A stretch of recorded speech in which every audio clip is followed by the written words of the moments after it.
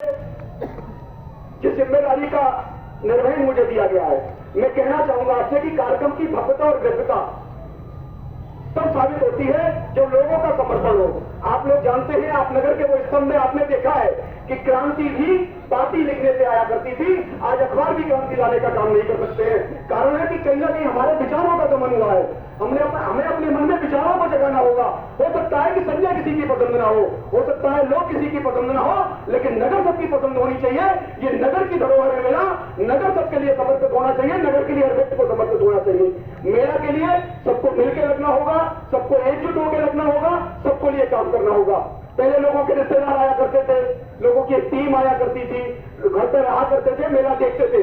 मेला का संदेश मुझे जहां तक मानना है, मैंने जहां तक देखा है कि मेला सिरसागंज मेला तीज महोत्सव का संदेश दूर दराज तक हुआ करता था। लोग आते थे, घरों में रखते थे, मेला देखते थे, लोग बुलाते थे। अब लोगों ने बुलाना बंद कर दिया, लोगों ने ठहरना बंद कर दिया। कारण यह है, अब कहीं ना कहीं प्रेम और समर्पण से ज्यादा निस्वार्थ भावी हो गया है, ऐसा मेरा मानना है।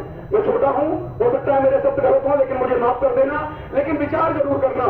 आज वो स्वार्थ कि संजय क्यों आगे बढ़ रहा है, वो फलाना व्यक्ति क्यों आगे बढ़ रहा है, वो क्यों ऐसा कर रहा है, ऐसा लोगों के मन में विचार हो गए हैं। आप लोग सम्मानित हैं, मैं मंच के सामने सदन में कहना चाहता हूं, सदैव आपका सम्मान करता हूं, करता रहूंगा, आपका ऋणी रहूंगा। मेरा रोम रोम आपका किरदार रहेगा, आपके समर्पण के लिए, आपके सहयोग के लिए।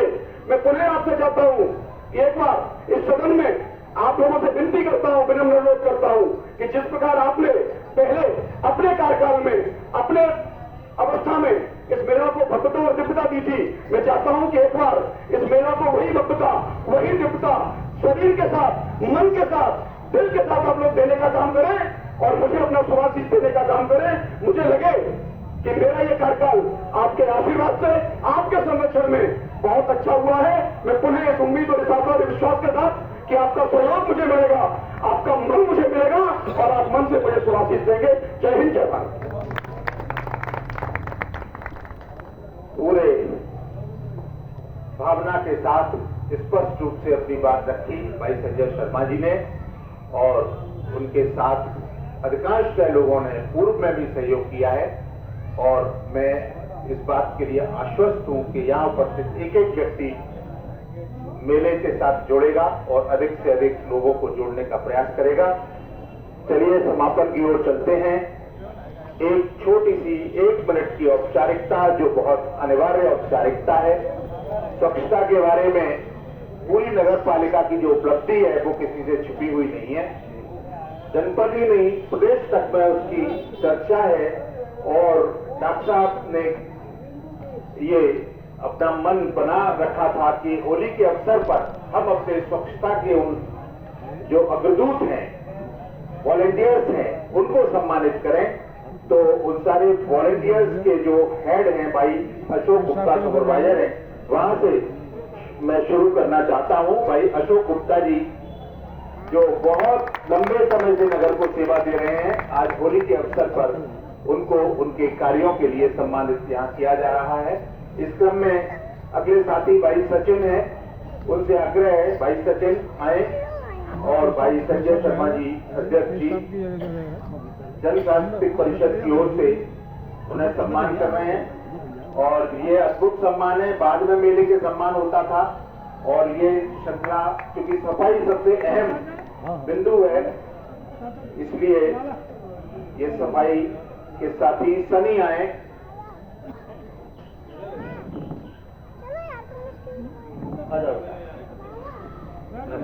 भाई विवेक,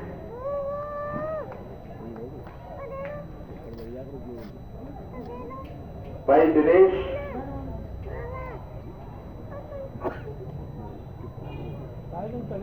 और भाई विजय, ये सब वो शख्सियत हैं और ये बहुत अच्छी परंपरा यद्यपि नगर पालिका सिरसागंज ने तो शुरू से किया है। जब हमारे देश के प्रधानमंत्री ने बनारस में बनारस की बात है जब वो है ना, तो पूरी दुनिया ने देखा कि भारत समरसता की बात करता है और भारत छोटे से छोटे व्यक्ति को बड़ा से बड़ा आदमी यहाँ अपने गले लगा सकता है।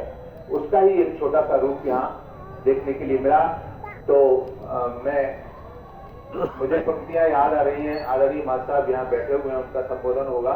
और मां साहब भी चिंतन के धनी व्यक्ति हैं, एक लंबे कार्यकाल को उन्होंने देखा है और उसमें स्पष्ट रूप से सहभागिता रही है। भाई संजय ने जो परिस्थितियां बताई